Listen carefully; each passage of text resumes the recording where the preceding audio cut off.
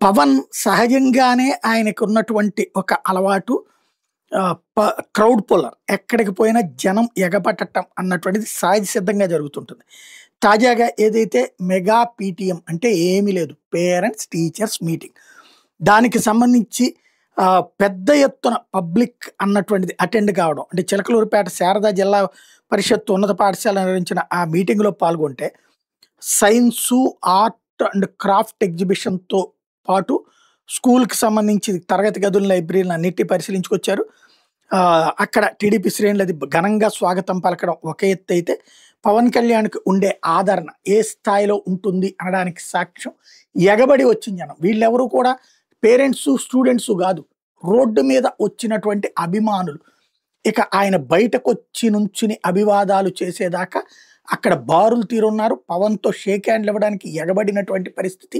జనం క్రౌడ్‌తో ఆ రోడ్డంతా హైవే నిండిపోయింది.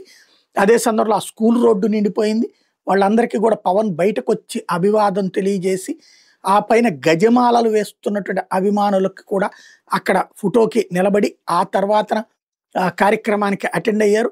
పవన్ ఆ లోపలుండి స్కూల్ నుంచి పూర్తి చేసుకుని వెళ్ళేటటువంటి సందర్భంలో కూడా జనం ఎగబడటం అన్నటువంటిది కీలకమైనటువంటి అంశం. తద్వారా పవన్‌కి ఎక్కడా చరిష్మా తగ్గలేదు, ఇంకా పెరిగేదే తప్ప అన్నటువంటిది మరోసారి నిరూపణ అయింది.